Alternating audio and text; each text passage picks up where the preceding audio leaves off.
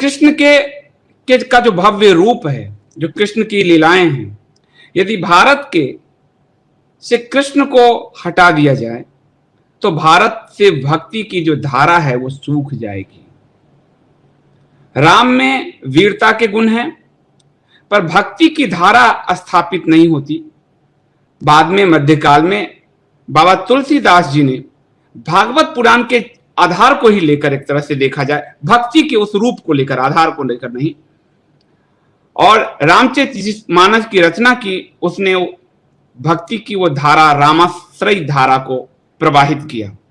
परंतु भारत के कोने कोने में, कश्मीर से कन्याकुमारी हो, गुजरात से आसाम हो, बंग प्रदेश हो, बिहार हो, जहां भी भक्ति का जो पूर्ण रूप है वो भगवान कृष्ण में फलित होता है। एक बीज जो जमीन में गया, उसमें कोई सुगंधी नहीं थी, और वो पौधा बना, डालियां बनी, पत्ते बने, उसमें कली भी खिला, परंतु उसका जो सौंदर्य है वो जब पूरी तरह से उस पुष्पित पल्लवित पुष्प के रूप में जब प्रकट होता है तो हृदय को जो है जो शांति मिलती है, वो शांति श्री कृष्ण के रूप में हमें मिली। भगवान विष्णु के अवतार में यदि देखे तो वो जो पूर्ण पुष्पित पुष्प है, फूल है, वो पूर्ण अवतार के रूप में कृष्ण में ही फलित हुआ है। मत्स्य अवतार से लेकर और प्रारंभिक अवतार से लेकर, यानी हमारी यात्रा जहां से शुरू होती है और जहां वो पूर्ण हो जाती है, वो भगवान कृष्ण में जाकर पूर्ण होती है।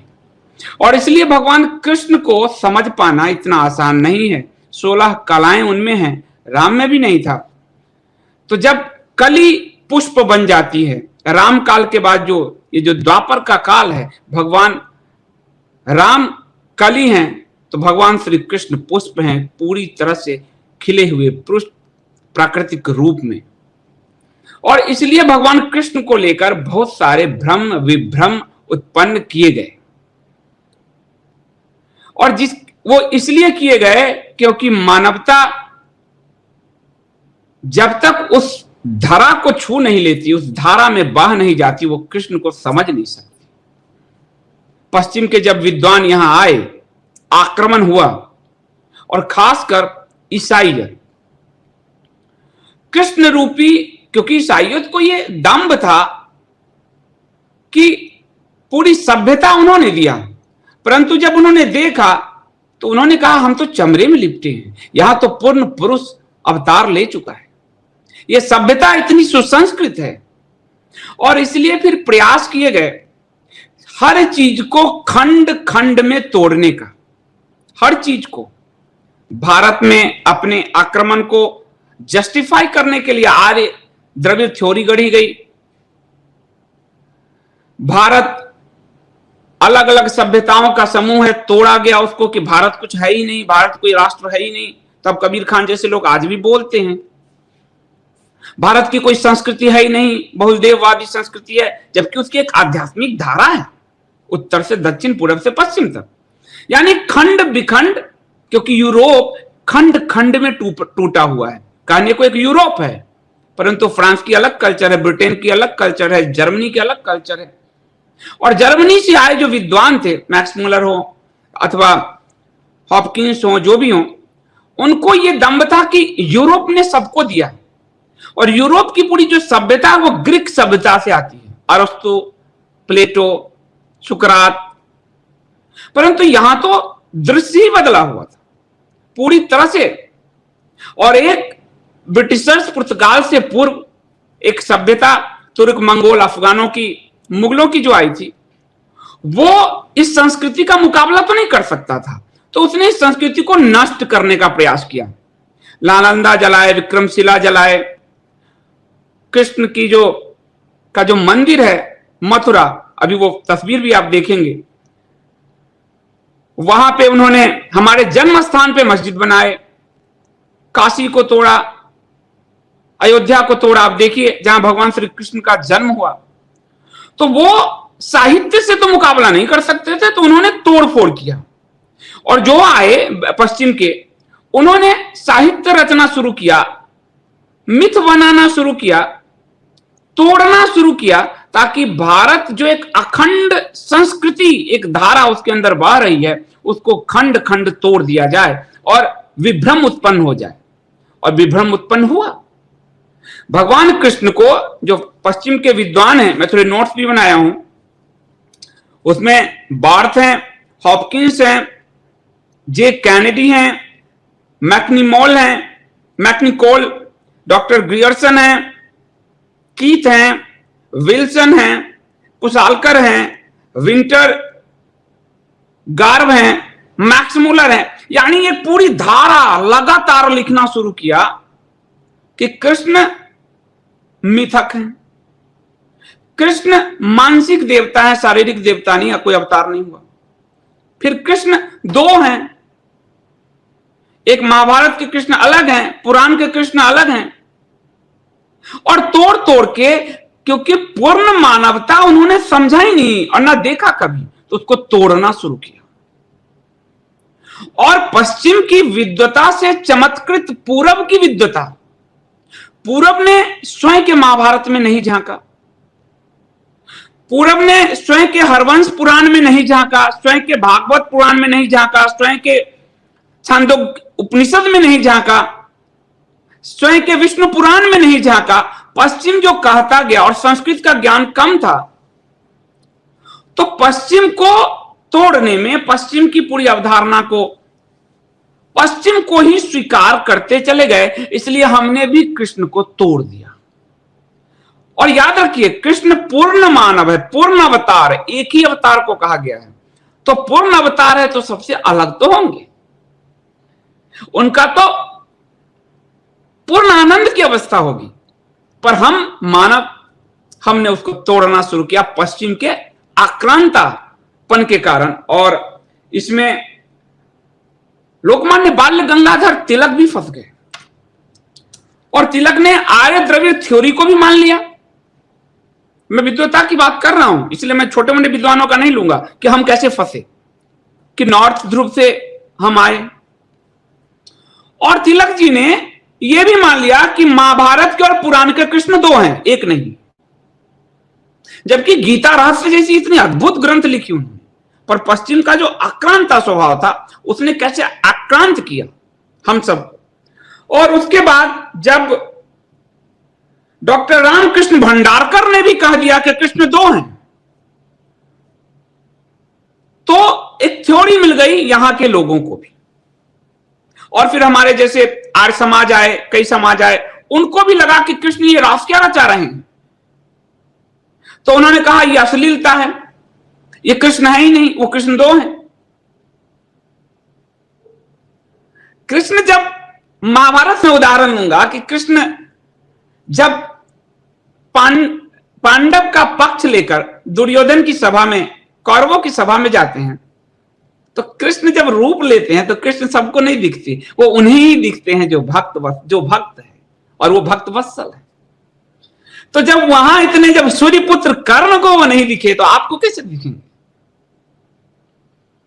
वो सिर्फ भीष्म को दिखते हैं, वो द्रोण को दिखते हैं, वो उतने अपने समकालीन लोगों को भी वो पूर्ण अवतार में नहीं दिख रहे। तो इतने बड़े लंबे गैप के बाद आपको कहां दिखेंगे? तो आपको तोड़ना पड़ेगा। और महाभारत में जब अपने सखा अर्जुन को वो अपना विराट स्वरूप दिखाते हैं, तो अर्जुन जो उनके रथ पर सवार है, उनका सखा है, वो नर है, वो नारायण है। नर कांप जाता है कि प्रभु ये रूप समेट लो, मैं नहीं देख सकता। तो जब अर्जुन उस रूप को नहीं देख पा रहा है, तो साधारण मानव क्या देख पाएगा? और इसलिए कृष्ण को समझने में भूल हुई। इसलिए जिन लोगों ने कृष्ण को काटा, उनको अलग किया, कृष्ण का जो पौराणिक रूप है वो रास का, उनके यौवन काल तक का रूप है, जन्म से यौवन काल तक का। और कृष्ण का जो महाभारत का रूप है वो उनके प्रौढ़ काल का रूप है। महाभारत में कृष्ण के बालपन को विस्तार नहीं दिया जा सकता, क्योंकि महाभारत एक इतिहास लेकर चल रहा है। वहां कृष्ण एक राजनीतिज्ञ हैं, कूटनीतिज्ञ हैं, पांडवों के सखा है, उनके परामर्शदाता हैं। लेकिन पुराण में जब महाभारत काल के बाद वेद व्यास जी इस 1,00,000 श्लोक को रचने के बाद, इतनी बड़ी मानव विध्वंस के बाद जब हृदय में हाहाकार था, तो नारद जी कहें कि इससे बड़ा ग्रंथ तो कुछ हो नहीं सकता, अब आपके मन में क्यों बेचैनी है, क्यों हाहाकार है? तो वेद व्यास कहते हैं मन उद्विग्न है। तो नारद कहते हैं अगर मन उद्विग्न है तो उस वासुदेव की, आज के शब्दों में कहा, उनकी जीवनी को लिख दीजिए, वो सरस भक्ति का पर्याय बन जाएगा और मन की उद्विग्नता को शांत करेगा। और तब पुराणों की रचना आरंभ हुई। भागवत भक्ति का सर्वोच्च रूप है। भागवत, रामचरितमानस तो मध्यकाल में लिखे गए हैं, पर भागवत भक्ति का सर्वोच्च रूप है। और वेद व्यास जी के बाद अब एक और समस्या आई कि भगवान तो पूर्ण हो गए, और वो भगवान जो मानव रूप में अर्जुन के सखा हैं, द्रौपदी को बचाते हैं, रास कर रहे हैं, नीतिज्ञ हैं, राजनीतिज्ञ हैं, रुक्मिणी का हरण करके प्रेम विवाह कर रहे हैं, वो पूर्ण रूप में है। पर आज जो आगे कलयुग आने वाला है, और वेद व्यास अभी भी हैं, इस काल में भी हैं, जो कुछ लोग, कुछ हमारे महापुरुष इस काल में भी सशरीर होते हैं, वेद व्यास जी भी हैं, और शंकराचार्य जी वाले प्रकरण में मैंने सुनाया है, आगे कहता रहूंगा, हिमालय की कंदराओं में। तो इस कृष्ण को लोग कैसे पाएगा? परमात्मा सिर्फ अर्जुन के लिए तो नहीं हो सकते ना, परमात्मा तो मानव मात्र के लिए। इस कृष्ण को सहज सरल रूप में मानव कैसे पाएगा? किस तरह से उसको हासिल करेगा? वाल्मीकि जी जान रहे हैं कि अब आने वाला है कलयुग। अब मानव के लिए, अब यहां भगवान कृष्ण सारथी बनने नहीं आ रहे। और जो परमात्मा को पाने की 4 धाराएं हैं, ज्ञान मार्ग, कर्म मार्ग, भक्ति मार्ग और योग। योग बड़े सिद्धियों के साथ अब जाया जा सकता है। बाद में गोरख ने जो हठ योग, पतंजल का योग। और ज्ञान व्यक्ति को अहंकारी भी बना सकता है। ज्ञान का अहंकार, धन का अहंकार सबसे छोटा अहंकार है, ज्ञान का अहंकार सबसे बड़ा अहंकार है। त्याग के बाद दूसरे नंबर पे आता है। तो ज्ञान के बीच की वो जो रेखा है, कहीं व्यक्ति उसको कहीं वो लांघ ना जाए कि ज्ञानी होते हैं वो अपने आप को स्वयं को ना परमात्मा घोषित करे। तो ज्ञान के मार्ग को समझने वाले कुछ हृदय ही होते हैं। और कर्म, निष्काम कर्म, यानी हे परमात्मा मैं तो निमित्त हूं, जो कर रहा है तू कर रहा है। लेकिन यहां लोग कहते हैं मैंने लिखा, मैंने घर बनाए, मैंने किताब लिख दी, मैं प्रधानमंत्री हो गया, मेरे इस शिलापट्ट पे मेरे नाम होने चाहिए। जो मोहल्ले की सड़क है उस पे भी नाम लिख देते हैं। हमारे देश में राजनीतिज्ञों को आप देखिए, तो निष्काम कर्म तो हो ही नहीं सकता। अहंकार विकराल रूप में, छोटी सी चीज करते ही लोग कहता है मैं। और मैं यानी ईगो और ईश्वर तो 2 धारा है। जब तक ये नौका का उस किनारे तब तक नहीं पहुंचेगी जब तक कि वो ईगो की डोरी से बंधी है। परमात्मा उस किनारे पर तुम्हारी प्रतीक्षा कर रहा है, पर तुम्हारी डोरी जो है वो यहां ईगो के खूंटे से बंधी है। और जब तक उस खूंटे से वो डोरी टूटेगी नहीं, परमात्मा तक तो नौका जाएगी नहीं। तो एक ही मार्ग बचता है, और वो मार्ग है भक्ति का, पूर्ण समर्पण का, अपने सर्वस्व को त्याग देने का, परमात्मा में लीन हो जाने का, उस परम सत्ता के आगे अपने आप को बूंद भी नहीं मानने का। भक्ति सर्वस्व त्याग का मार्ग है, और वो आम जन के लिए है सबसे सरल पर उतना ही कठिन और इसके लिए किसी वेद को पढ़ना नहीं है, किसी संस्कृत की व्याख्या नहीं करनी, कोई शास्त्र नहीं पढ़ने, किसी ग्रंथ में नहीं डूबने, बस परमात्मा में डूब जाना है, चैतन्य हो जाना है। तो भक्ति सर्व सुलभ जन साधारण का मार्ग है। इसलिए वेद व्यास जी ने कहा कि इस सर्वस्व कृष्ण को, इस पूर्ण अवतार कृष्ण को आधुनिक मनुष्य जो आने वाला है कलयुग में, वो कैसे पाएगा? और वो भक्ति मार्ग से पाएगा। क्योंकि ज्ञान मार्ग से तो अर्जुन भी थर्राने लगा था, डरने लगे थे गीता में भगवान को देखकर। और भगवान को गीता में भी भक्ति का सहारा लेना पड़ा। अर्जुन के तर्क को काटने के लिए मानव मन का, जो मानव मन अर्जुन मन है। और अंत में भगवान कहते हैं ये सब छोड़ दो, तुम मेरी शरण में आ जा, मेरी शरण में आ जा, बस छोड़िए। ये भक्ति है, ये पूर्ण समर्पण का मार्ग है। और तब भी नहीं समझता तो रूप दिखाते, अब बहुत हो गया तेरा। तो गीता में भी भगवान अंत में भक्ति की ही रास्ते अर्जुन को ले जाते हैं। ज्ञान उसके दिमाग में उथल पुथल मचाता है कि प्रभु अभी तो आप ये कह रहे हो, फिर अब आप इसको काट रहे हो, क्योंकि ज्ञान कई सारी विसंगतियों को भी जन्म दे देता है। और गीता इसका उदाहरण है कि अभी आपने ये कहा कि हम सांख्य से जा सकते हैं, फिर कह रहे हो योग से जा सकते हैं, कभी कह रहे हो तुम सब छोड़ दो, फिर कह रहे हो तुम गांडीव उठा लो। प्रभु मैं समझ नहीं पा रहा, छोड़ दे तो सब, तुम मेरी शरण में आ जा। अंत में भक्ति का इशारा है। तो ये जो भक्ति है, इसको उस ब्रह्मांड तक, उस लोक तक, उस आगे आने वाले कलयुग तक ले जाने के लिए भागवत की रचना हुई। गीता और महाभारत यदि धर्म है तो भागवत अध्यात्म है। अध्यात्म और धर्म दो है। अध्यात्म हृदय पर आपकी हलचल करता है और धर्म आपके कर्तव्य बोध, आपके मस्तिष्क पे। और जब पश्चिम ने अटैक किया मस्तिष्क से, तो हमारे भी मस्तिष्कवादियों ने उसे ही स्वीकार कर लिया। वो कृष्ण को पूर्ण परमात्मा मानने से चूक गए। वो मान नहीं पाए कि परमात्मा जो रास कर रहा है, वो परमात्मा क्या कह रहा है गोपियों से। वो कह रहा है अपना सर्वस्व त्याग कर दो। अगर एक झीनी सी ईगो भी है तुम्हारे अंदर, परमात्मा तुम्हें नहीं मिलेगा। और भागवत लिखने वाले वेदव्यास, भगवान श्री कृष्ण और गोपियां, तीनों को धर्म का ज्ञान है। भागवत पढ़िए, भगवान गोपियां कह रही है कि मैं जो सर्वस्व त्यागने आई हूं, हे गिरधर, मैं अपने पति बच्चे को छोड़कर आई, लोकलाज छोड़कर आई। और भगवान अंतर्धान होते हैं और भगवान कहते हैं जब तुम सब छोड़ के आई हो तो मैं तुम्हारे ही चित्त में बस जाना चाहता हूं, इसलिए मैं यहां से विलोप हुआ। यानी सबको अपने धर्म का ज्ञान है, लेकिन ये जो बंधन है वह अध्यात्म के धरातल पर टिक नहीं सकता।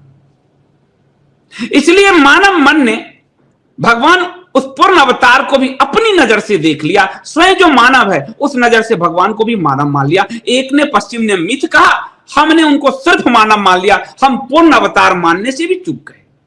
इसलिए आप देखिएगा महापुरुष शब्द यूज कर लेंगे और पूर्ण अवतार मानने में असमंजस है, क्योंकि पूर्ण स्वीकार्य भाव नहीं है। और स्वीकार्य भाव नहीं होने के कारण परमात्मा नहीं समझ में आएगा। भगवान ने हमारा तीसरा नेत्र विलोप रखा है। ये तो चेतना से जगता है। बाहरी आंखों से हमने कृष्ण को देख लिया, भीतरी आंखों की यात्रा हुई नहीं। और बड़े बड़े विद्वान, इसलिए भगवान ने ज्ञान का मार्ग नहीं दिया। उनको मालूम था कलयुग में ज्ञान तो अहंकार की पराकाष्ठा पर ले जाएगा, इसलिए उन्होंने कहा भक्ति। और भागवत उस भक्ति का रूप है, उसका द्योतक है। गीता उसी भक्ति पे ले जाता है। और अंत में कृष्ण अर्जुन को कहते हैं सब छोड़ के आ जा। अब दुविधा यह हुई कि ये तो रही हृदय की बात, अध्यात्म की बात। अब थोड़े मस्तिष्क पे आ जाते हैं कि कृष्ण दो हैं और साहित्य लिखे गए सब। हमारे यहां भी माने, भंडारकर जी ने माने, तिलक जी ने माने, और आज भी मैंने ट्विटर पे सबको देख रहा हूं, इस कृष्ण को नहीं, इस कृष्ण को। कृष्ण स्वीकार नहीं हो सकते। भाई हमारे गागर में जितना छोटा गागर होगा, जितना जितना जिस आकृति का गागर होगा, उतना ही तो पानी आएगा। हमारे मस्तिष्क जितने हैं उतना ही तो ग्रहण करेगा। ये ग्रहणशीलता तो आप पर है। अब शिशुपाल वध में चलते हैं। जब अग्र पूजा हो रही है, राजसूय यज्ञ हो रहे हैं, और भीष्म पितामह कहते हैं कि अग्र पूजा का अधिकारी तो सिर्फ गिरधर है। और याद रखिए, जिन्होंने ब्राह्मणवाद कहा, ब्राह्मणवाद, उन्हें समझाता हूं कि वहां बड़े बड़े ब्राह्मण बैठे थे। इसीलिए पश्चिम की थ्योरी को हम आज तक जो मानते हैं, हमने मंडल कमीशन तक किया है, हम आज तक वही मान रहे हैं, क्योंकि हमने अपने शास्त्रों में डुबकी लगाना समझा ही नहीं, जरूरत ही नहीं समझी। तो बड़े बड़े ब्राह्मण बैठे थे। लेकिन आज हमें यदु के पुत्र को ओबीसी में डाल दिया, यदुवंशियों को। उस पूरे ब्राह्मण की सभा में उस यदुनंदन श्री कृष्ण को कहते हैं विष्णु, कि अग्र पूजा का अधिकारी सिर्फ एक है, वो है कृष्ण। न मैं हूं क्षत्रिय, न द्रोणाचार्य हैं ब्राह्मण, कोई नहीं। वो यदुवंशी, यदु के पुत्र, श्री उस वंश परंपरा से आने वाले कृष्ण हैं। तो कौन सा ब्राह्मणवाद? हमने अपने शास्त्रों को गहरा अगर पढ़ा होता तो हम सबको जवाब दे सकते थे, पर हमने पढ़ा नहीं, और हमें यह पीड़ा होती है। तो जब शिशुपाल, अग्र पूजा के लिए जब शिशुपाल जो है भगवान पर लांछन लगाते हैं, अब यहां पर आपको महाभारत का कृष्ण, ये शिशुपाल वध महाभारत में है, और भागवत का कृष्ण, यानी कृष्ण की जो लीला जो भागवत में लिखी जानी, लेकिन वो लीला तो प्रचलित थी, कृष्ण मानव रूप में थे, तो वो भी कोई मिथक नहीं और मानसिक देवता जो पश्चिम ने कहा वो नहीं, यानी मानव हार मांस के शरीर में उन्होंने जो लीला किया था, वो लीला वेदव्यास जी और उस समय का संसार जानता था, शिशुपाल जानता था, वेदव्यास जी जानते थे, भीष्म जानते थे, पूरा कुरुवंश, सारा भारतवर्ष जानता था, क्योंकि परमात्मा आएगा और चुपके चुपके अपना काम कर देगा। ऐसा होता है क्या? परमात्मा यदि एक गुलाब का फूल भी अपनी सुगंध बिखेरता है तो वो तो परम गुलाब है, वो अपनी सुगंध नहीं बिखरेगा, पूतना का वध नहीं करेगा, नरकासुर का वध नहीं करेगा, रास नहीं करेगा। परमात्मा अपने होने का आपको एहसास कैसे कराएगा? क्योंकि आप तो भौतिक आंखों से देखना चाहते हो, तो भौतिक आंखों से वो दिखा रहा है। वो एकाएक तो आके कहेगा नहीं मैं परमात्मा हूं, उसके तो चमत्कार, उसके रूप देखकर ही तो आपके समझ में आएंगे।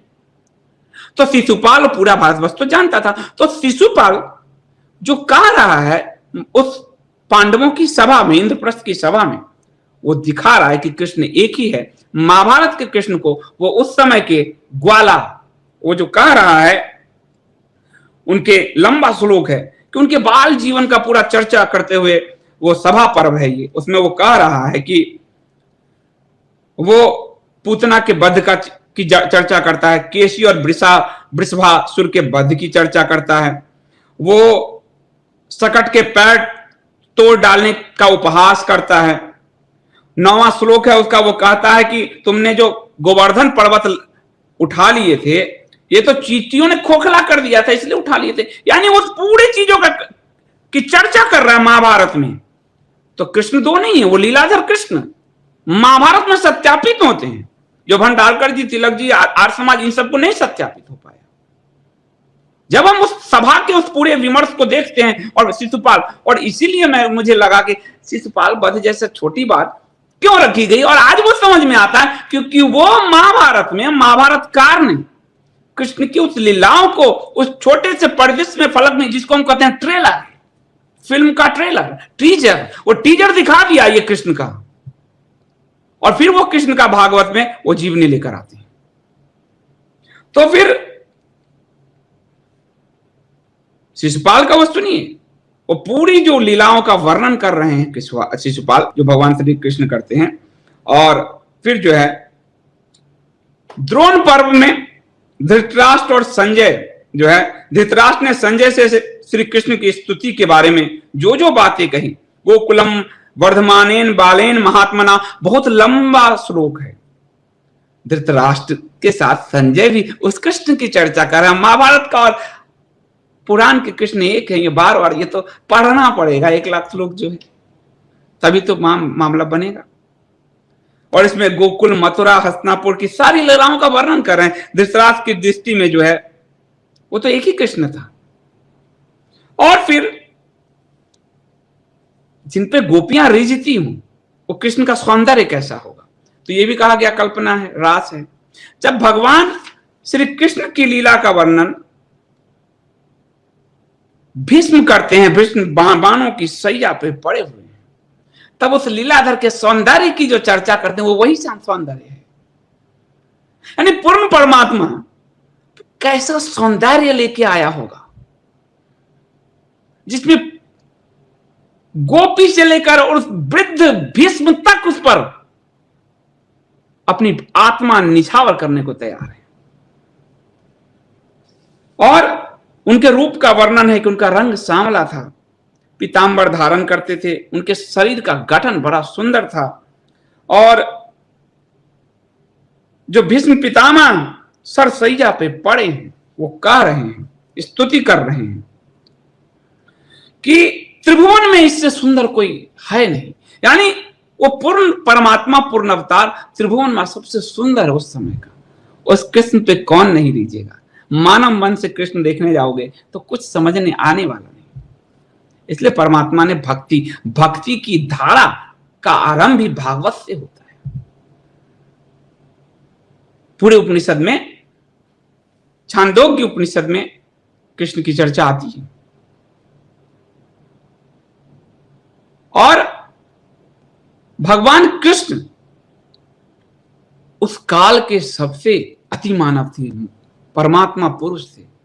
वो बार बार सत्यापित होता है हमारे साथ, हमारे सामने, परंतु ये हमारी आंखें जो है वो नहीं देख पाती कि वो मानव की।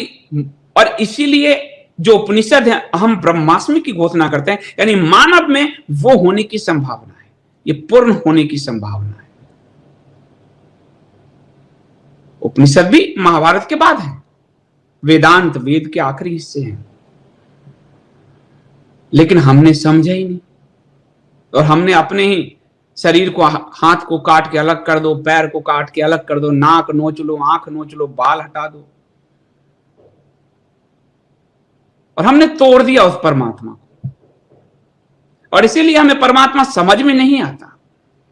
हम लोग ही मिथक मानते हैं, कोई देवदत्त पट्टनायक आ जाता है और हमें हाँक ले जाता है, क्योंकि हम इसलिए मानने को तैयार नहीं है क्योंकि हम स्वयं को ही नहीं जानते कि हमारे में भी संभावना उस पूर्ण खिलावट की है।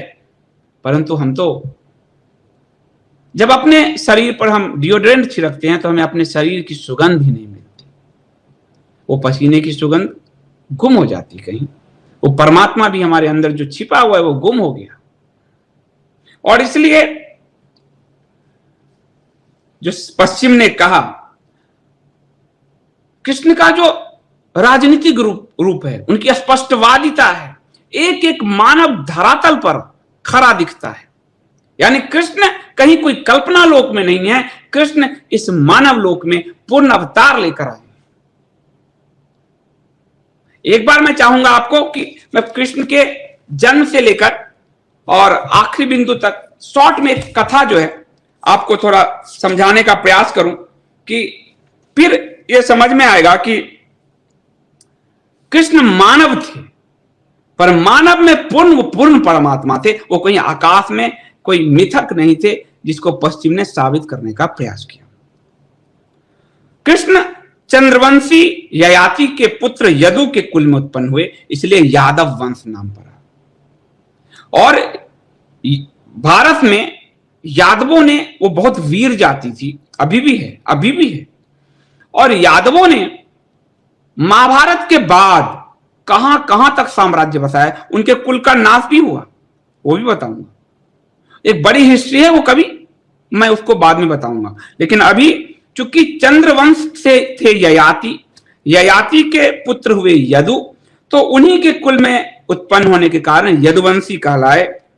और मधु और वृष्णि इनके पूर्वज थे भगवान श्री कृष्ण के, इसलिए कृष्ण को माधव हे माधव, क्योंकि वो मधु उनके पूर्वज थे तो उसी से नाम पड़ा हे माधव। और वार्ष्णेय जो कहा जाता है, वृष्णि भी उनके पूर्वज थे, इसलिए उनको वार्ष्णेय भी कहा जाता है भगवान श्री कृष्ण को। उसके बाद दशार्क, अंधक, भोजवंश सब इसी कुल से थे।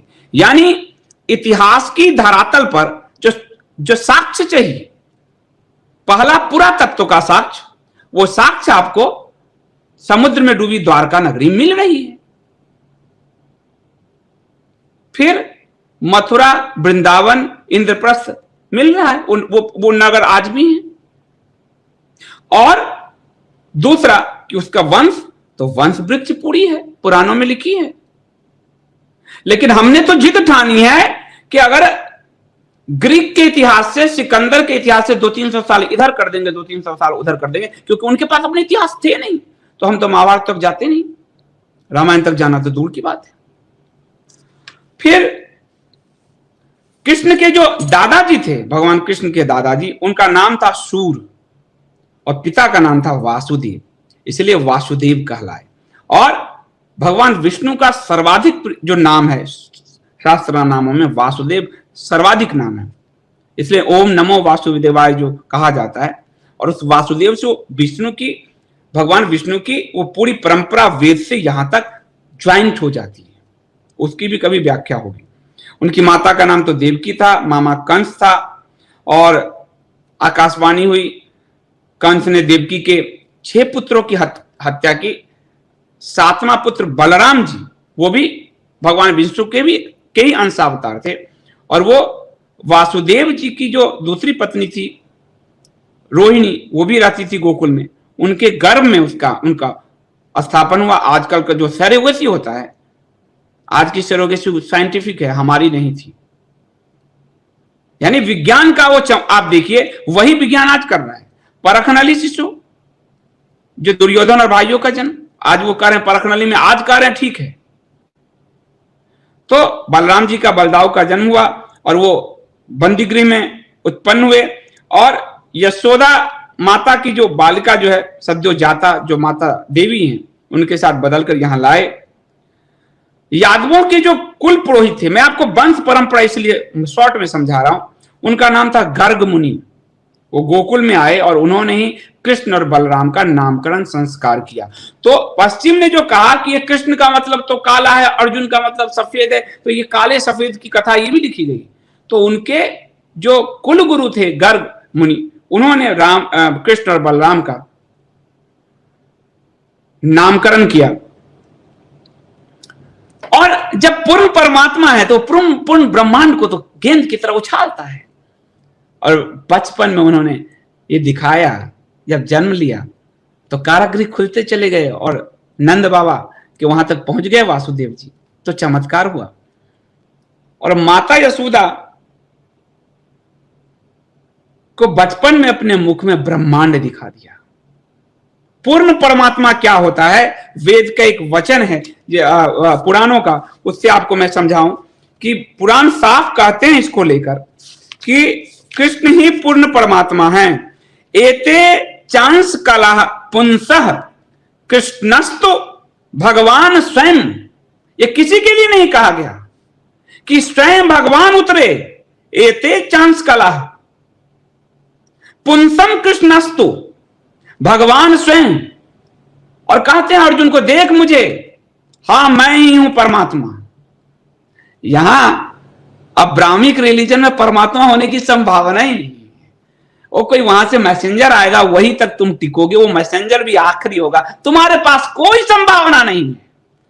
यदि कृष्ण को हिंदू समझ गए होते तो कोई धर्म उनको डिगा नहीं सकता, कोई रिलीजन, कोई मजहब उनको डिगा नहीं सकता था। चुनौती देते, शास्त्रार्थ करते, ध्वस्त कर सकते कि मेरे यहां भगवान जन्म लेते हैं और मेरे अंदर भी भगवान होने की संभावना है।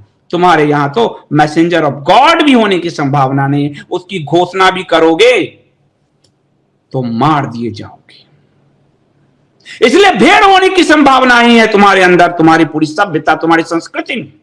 मानव होने की भी, क्योंकि मानव का जो उन्नत स्वरूप है वो चेतना है। चेतना, चैतन्य होने की भी तुम्हें इजाजत नहीं है। और यहां साक्षात कहा गया, एते चंस कला पुंसम कृष्णस्तु भगवान स्वयं, स्वयं वो भगवान है, भगवान श्री कृष्ण स्वयं है। और फिर कालिया मर्दन भगवान करते हैं, प्रलंबासुर का बलराम जी वध करते हैं, वो सारी कथा तो आप जानते हैं। गोवर्धन की पूजा होती है और रास होता है, ये भागवत में है। राधा का कहां से विकास हुआ ये भी मैं आगे कभी बताऊंगा, बहुत लंबा हो जाएगा। और उसके बाद अक्रूर जी को भेजा जाता है, कंस तो समझ ही रहा था चीजों को, और अक्रूर जी को भेजा जाता है वहां। और अक्रूर जी जब नदी में स्नान करते वक्त भगवान फिर अपना रूप दिखाते हैं कि घबराओ मत कि कंस इनका क्या करेगा, कंस का क्या होगा ये देखो। और फिर जो है भगवान वहां जब पहुंचते हैं मल्लयुद्ध में, कंस को समाप्त करते हैं। उग्रसेन जो को पुनः राज्याभिषेक उनका होता है। और फिर कृष्ण बलराम सांदीपनी मुनि के आश्रम में विद्या ग्रहण करने चले जाते हैं। और सांदीपनी मुनि विद्या देने के बाद भगवान से गुरु दक्षिणा की जो है मांग करते हैं और अपने पुत्र को लाने की बात कहते हैं वो शिक्षा समाप्ति के बाद। और कृष्ण जो है सिंधु तट पर जाकर पंचजन असुर को, पंच तत्व यानी उसको समाप्त करके, और उसी के शरीर से उन्होंने अपने शंख का निर्माण किया। इसलिए भगवान श्री कृष्ण के शंख का नाम है पांचजन्य। और ऋषि सांदीपन के जो पुत्र हैं उनको लाकर सौंप दिया। 5 जन असुर की कैद में था उनका पुत्र, भगवान संदीपन उनसे मांगते हैं। और फिर कंस जरासंध का जमाता था। जरासंध बहुत बलशाली था। उस द्वापर में जो 5-6 लोग जो सबसे ज्यादा बलशाली थे उसमें जरासंध था, बलराम जी थे, भीम थे, कीचक था और कर्ण था। शारीरिक रूप से जो बलशाली जिसको, कृष्ण तो देवता ही हैं और जो हैं। तो कंस जो है का जो जमाता है, कंस जरासंध का जमाता था। तो जरासंध जो है कंस वध के समाचार के बाद वो बार बार जो है आक्रमण करता है। भगवान श्री कृष्ण यादव उन्हें बार बार पराजित करता है लेकिन वो रुकता नहीं। और इससे कृष्ण जी ने कहा कि सारी ऊर्जा का व्यय यहां हो जाएगा।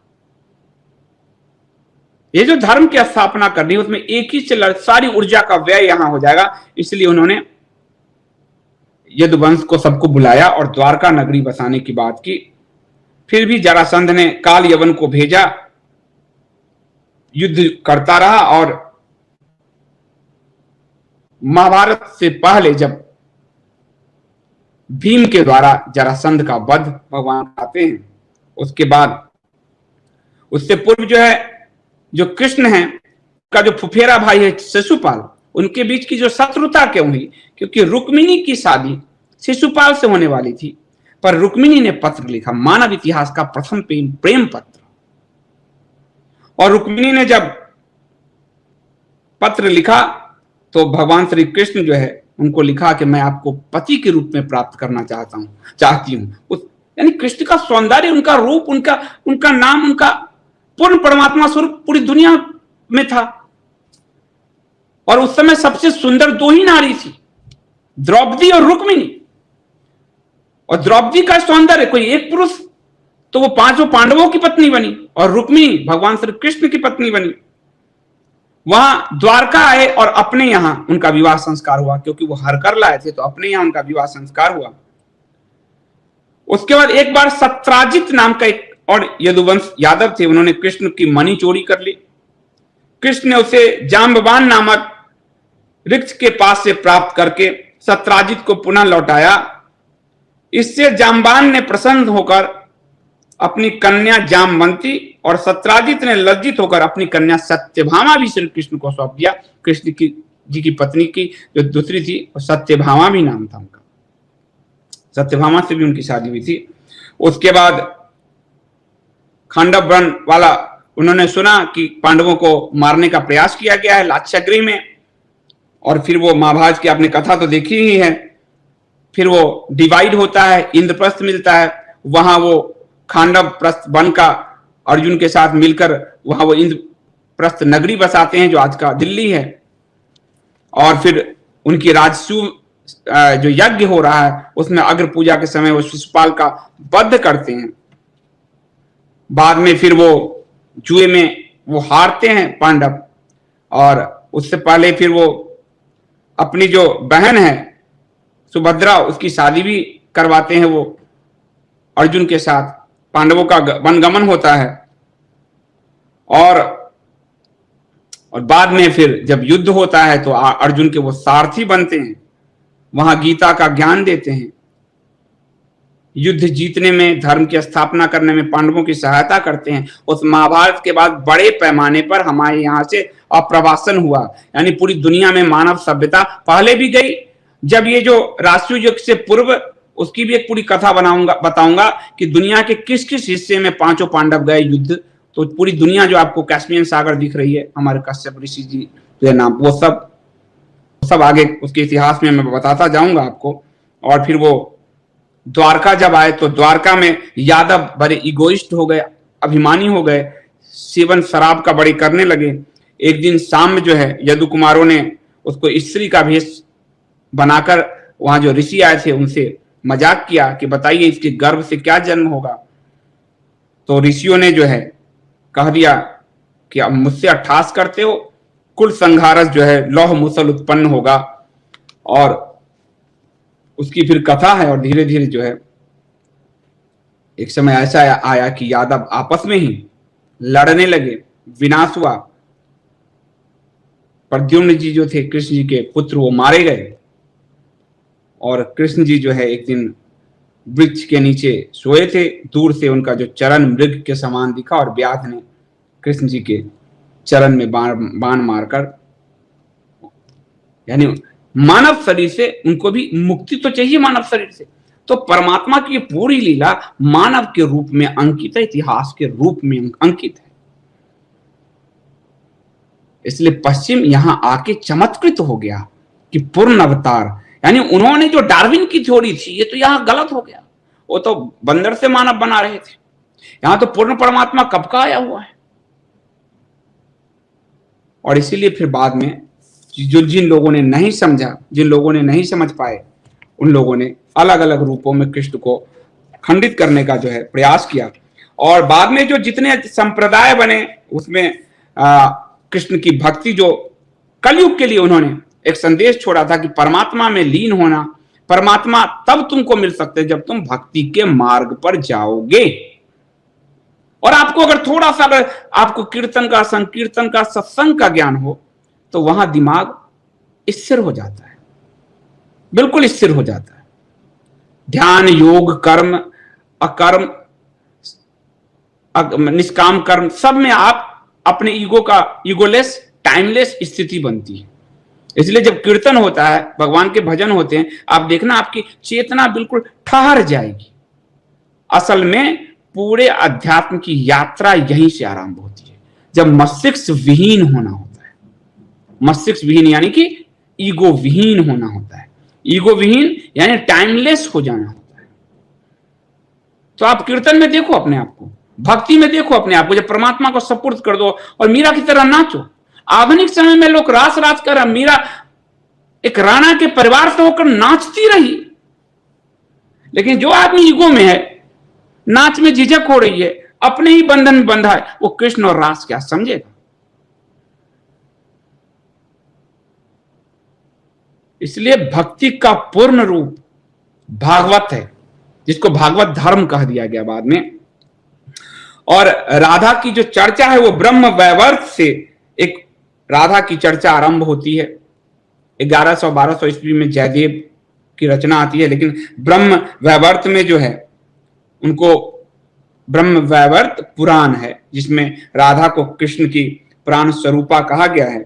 और उसमें श्री कृष्ण का प्राण कहते हुए कहा गया कि आप सारी देवियां आपकी कला से उत्पन्न हुई है। तो राधा के रूप में असल में जो सांख्य में प्रकृति और पुरुष है, सांख्य में जो बताया भगवान ने, कपिल मुनि ने जो दिया, ये पूरी मानव प्रकृति और पुरुष का ही विस्तार है।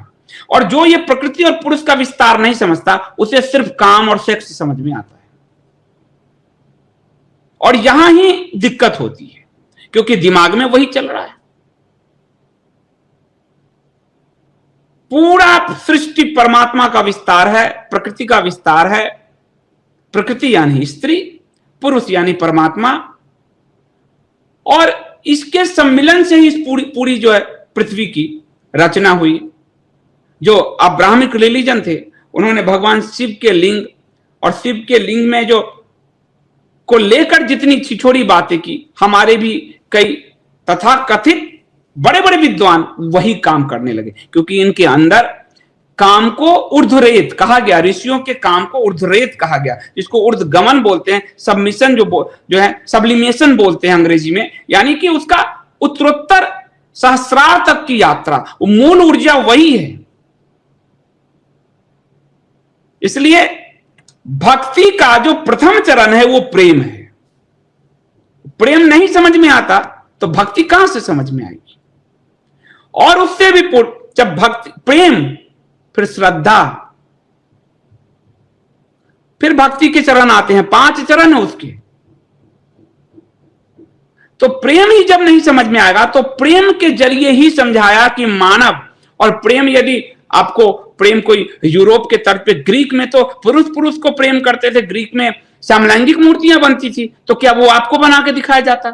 प्रकृति और पुरुष के सम्मिलन से सृष्टि है, अर्धनारीश्वर के रूप में भगवान शंकर हैं, तो आपको ग्रीक की मूर्तियां तो नहीं लाके दिखाई जाती। इसलिए उस प्रेम में पुरुष और स्त्री तत्व के प्रेम के जरिए, ताकि प्रेम में भी जब आप अपने प्रेम में हो, अपने पत्नी के साथ, अपने पति के साथ, जिससे भी प्रेम करते हो, पुत्र से करते हैं वात्सल्य भाव, आप देखिए जब उससे प्रेम में होते हैं, मस्तिष्क सुन विचार की प्रक्रिया रुक जाती है। जब तक विचार की प्रक्रिया चलेगी परमात्मा प्रकट होता नहीं। अध्यात्म तो खिड़की की तरह आपको झलक दिखाता है, और इसीलिए उस रास को भौतिक नेत्रों से देखने वालों ने अश्लीलता ढूंढ ली, त्रिनेत्र खुला ही नहीं है जब तक आप उस अलौकिकता का रसास्वादन नहीं करोगे अपने अंदर। ये लौकिक रूप से ही आपको नाचते हुए सब रास दिखेगा, वो उसका आध्यात्मिक महत्व है। महाभारत कृष्ण का धर्म का रूप है, भागवत कृष्ण के अध्यात्म का रूप है, और धर्म यानी कि कर्तव्य, अध्यात्म यानी कि मुक्ति। भक्ति का मतलब ही है मुक्ति, स्वयं से मुक्त होकर परमात्मा में विलीन हो जाना ही भक्ति है। इसलिए उसका प्रथम सोपान जो है, इसलिए उस रास का, उस प्रेम का वर्णन किया गया भागवत में। भागवत में रस पंचाध्यायी है। तो ये एक लंबी प्रक्रिया है, कभी भक्ति पर हम चलेंगे, लेकिन सबसे पहली बात है कि सबसे पहले किसी के भी प्रति आपको किसी से प्रेम हो, आपके लिए भौतिक प्रेम ही पति पत्नी में हो, आप उसके लिए अपना हृदय हार जाते हैं। तो परमात्मा के समय तो सब कुछ हार जाना होता है, परमात्मा मय हो जाना होता है। इसलिए भगवान कृष्ण ने आधुनिक काल के लिए, आधुनिक खासकर कलयुग काल के लिए, क्योंकि वो हर व्यक्ति के लिए तो वो आएंगे नहीं, अर्जुन तो कोई उनका सखा है नहीं इस तरह का, पूर्ण समर्पण भाव, तो अर्जुन भी होने के लिए पूर्ण समर्पण भाव चाहिए। भगवान भक्ति की यात्रा के लिए कहते हैं कि जब तक आपका परमात्मा के प्रति पूर्ण समर्पण नहीं है, अपने ईगो के खूंटे से अपनी रस्सी को तोड़कर तुम जब तक नहीं भरोगे, मैं तुम्हारे अंदर प्रकट नहीं होऊंगा। और भगवान धर्म की बात करते हैं, धर्म की स्थापना के लिए तुम्हें शस्त्र शास्त्र की यात्रा भी करनी पड़ेगी, चक्र भी चलाने पड़ेंगे, युद्ध भी लड़ने होंगे, और आध्यात्म की यात्रा के लिए प्रेम के मार्ग पर भी चलना होगा। इसीलिए भगवान श्री कृष्ण को पूर्णावतार कहा गया। भगवान में, श्री कृष्ण में 16 की 16 कलाएं फलीभूत होती हैं, और पूरी भगवान विष्णु की जो अवतारों की यात्रा है उसमें वो सबसे जो पूर्णिमा के चंद्रमा की तरह चमक कर आते हैं, वो सिर्फ इसीलिए आते हैं कि आपको कई जो विसंगतियां दिख रही हैं वो सबको आत्मसात किए हुए हैं। वो सिर्फ अच्छे को आत्मसात करेंगे तो वो परमात्मा नहीं कहलाएंगे। उन्हें भीष्म को भी मारना है और द्रोण को भी मारना है, युद्ध जीतना है। यहां युद्ध से पलायन हमने सोच लिए कई बार, युद्ध जीतना है, ये बहुत आवश्यक है। और मानव के प्रेम के हृदय को भी जीतना है, ये भी आवश्यक है। इसलिए भगवान श्री कृष्ण को तोड़ने की जगह उन्हें संपूर्णता से यदि हम समझेंगे, अपने शास्त्रों का अध्ययन करेंगे, तो हम समझ पाएंगे कि भारत की इस धरती पे किसने जन्म लिया। अभी के लिए इतना ही। जय श्री कृष्ण।